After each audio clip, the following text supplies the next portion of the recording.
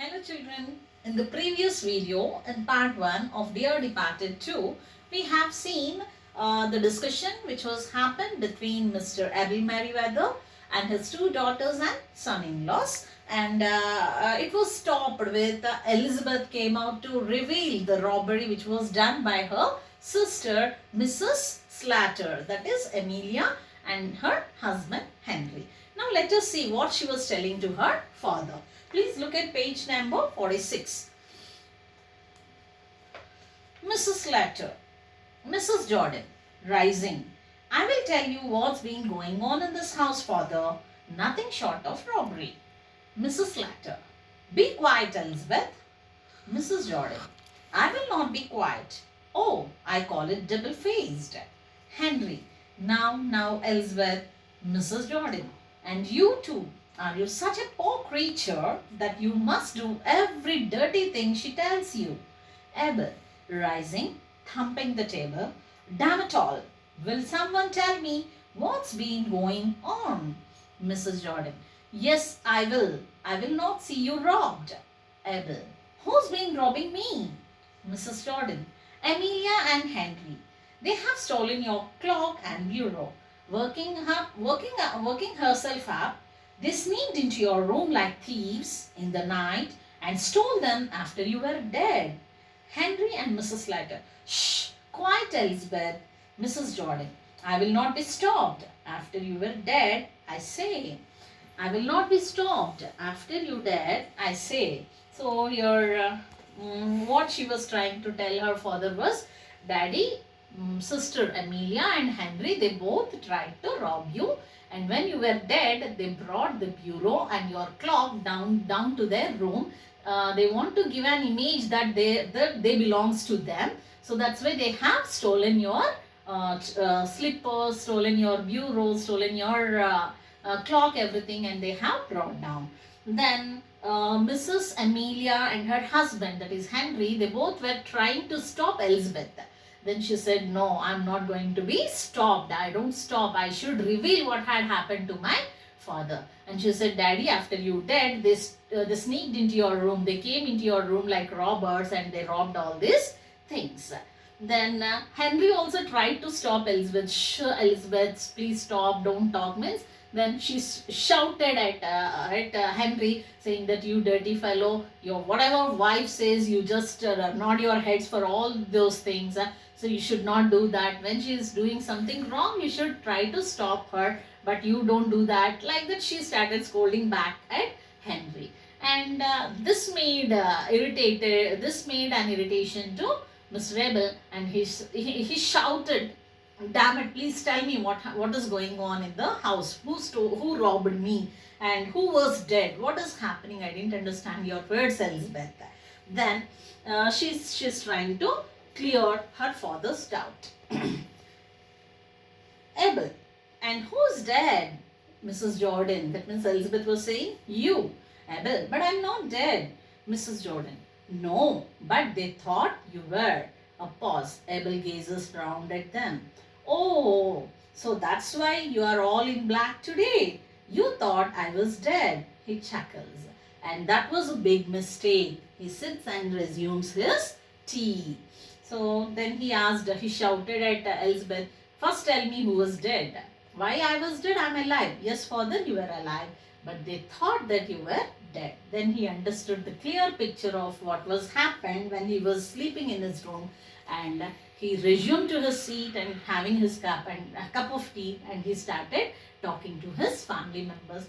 Oh, now I understood. You people are all wearing morning dress just because I am dead. I understood. What do you mean? He said, and sat in his seat. Mrs. Slatter, sobbing for the Mrs. Slatter means here Amelia. She was sobbing, crying, saying that father, don't say like that. Then Abel, it didn't take you long to start dividing my things between you. I'll tell you what I'm going to do. Since your mother died, I have lived part of the time with you, Amelia, and part of time with you, Lizzie. Well, I shall make a new will, leaving all my bits of things to whoever I'm living with when I die. How does that strike you? Mrs. Jordan, you know, father, it's quite time you came to live with us again. We would make you very comfortable.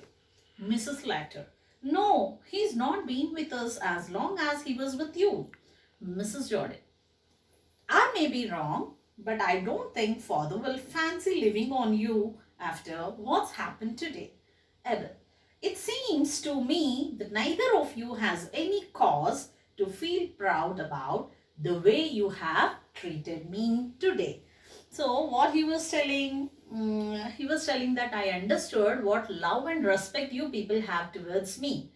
Okay, in case if I'm died, you haven't taken much time to divide my things. That means you're interested in my property, you're interested in my money, you're interested in my things, but you're not interested in me. I understood this. Now I'm going to change my will. A document. Will is nothing but a legal document.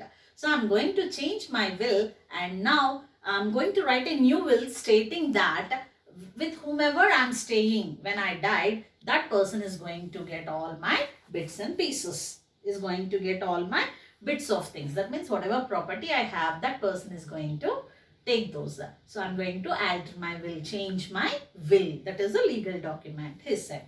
Immediately Elizabeth turned up and says, Daddy, please don't do that. Don't stay with this lady. She didn't treat you well. And it's quite time, like 4 years back, you used to stay with us. Now you please come back to me. I will look after you.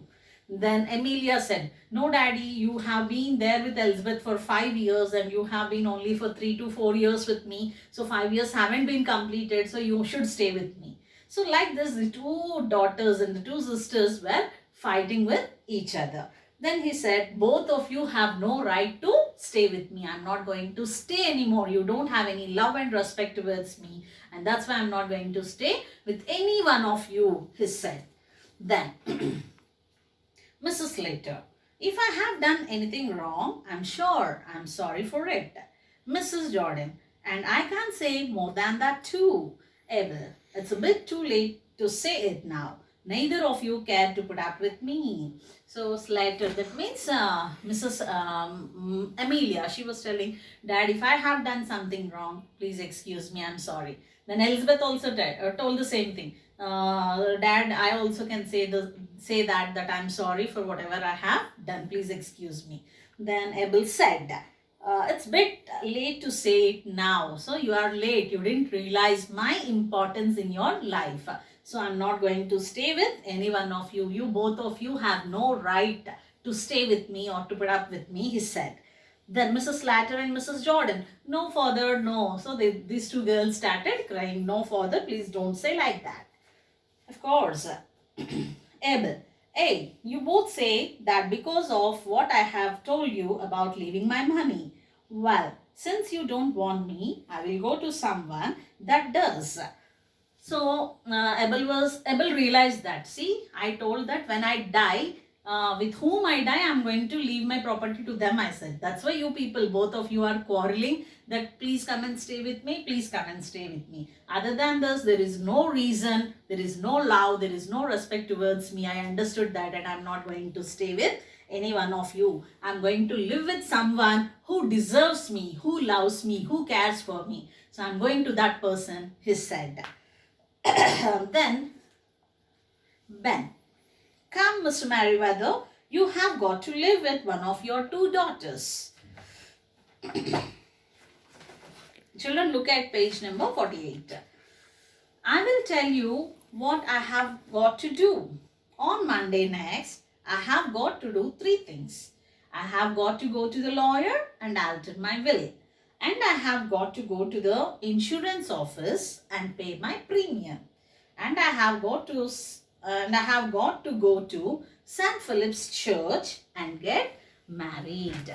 So here Ben was telling to Abel Merriweather, so don't talk like that, uncle. Either with any one of these two girls, that means either with Amelia or with Elizabeth, you have to stay. You have no other option.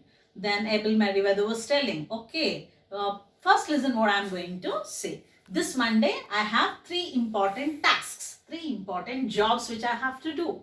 The first thing is I should, he has to go to the lawyer first and he has to alter the will. Alter the will means change the will. That means the legal document that my property does not belongs to my daughters, belongs to the one who takes care of me. That's the first thing. And second thing, he wanted to go to the insurance office and pay his premium amount he missed. That's why Ben has shouted him old drunken bugger. If you remember in the old video, Ben called his uncle as a drunken old beggar because he didn't pay the premium. So now his second decision was, first one is to go and meet the lawyer and change the document, legal document or the will.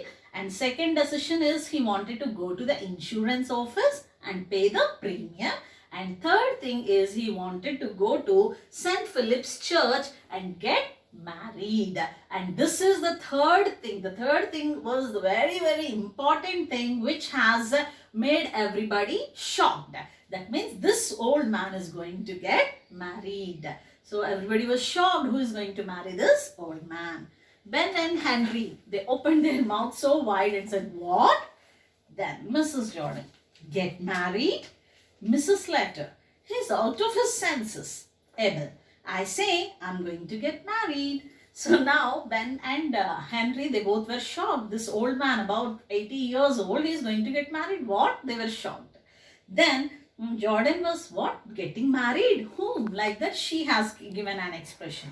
Then Amelia, she was telling he's man out of his senses. That means he has gone mad. That's why he's talking like this, she said. Then Abel, yes, whether you believe or not, you're surprised or shocked, no matter what, I'm going to marry a lady. Then see who is that? Mrs. Slater. Who to? So Mrs. Slater was asking her father, to whom you're going to get married? Then Abel said, to Mrs. John Sherrocks, who keep the Ringo bells. We have had it fixed up a good while now, but I was keeping it for a pleasant surprise. He rises.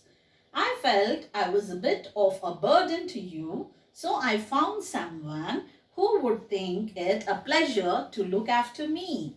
We shall be very glad to see you at the ceremony. He gets to the door. Till Monday then, 12 o'clock at St. Philip's Church, opening the door. It's a good thing you brought that bureau downstairs, Amelia. It will be handier to carry it across to the Ringo bells on Monday. He goes out and the curtain falls by William Stanley Hoxton. So, Mrs. Slater, that is Amelia, was asking her father, to whom you're going to marry. Then he said, I'm going to marry John Sherrocks. Who is John Sherrocks? Mrs. John Sherrocks was the owner of a restaurant named Ringo Bells. Ringo Bells is the name of a restaurant and the owner of Ringo Bells is Mrs. John Sherrocks. We met few days ago and we both had good understanding and we have decided to get married. And I didn't tell you because I just want to surprise you. I want to put it as a pleasant surprise. That's why I didn't share with you. Now I'm going to marry her and I'm going to marry her on Monday. So please do attend my marriage, he said. And we are all will be glad to see you at the ceremony. I feel very happy if you people come and join my marriage at St. Philip's Church. And he opened the door and while going out, he was telling to Mrs. Slater, that is Amelia, thank you for bringing my bureau down so that it is handy for me. Handy means here, easy for me to carry it to to the restaurant, Ringo Bells. So it's easy for me to carry to my place where I'm going to stay further. In future, I'm going to stay to that place. It's easy for carrying. And I'm very thankful for you, Amelia, he said. And he said goodbye and catch you all on Monday at my wedding ceremony, he said. And he went away and the curtain falls. So that's the end of the story. Thank you, children.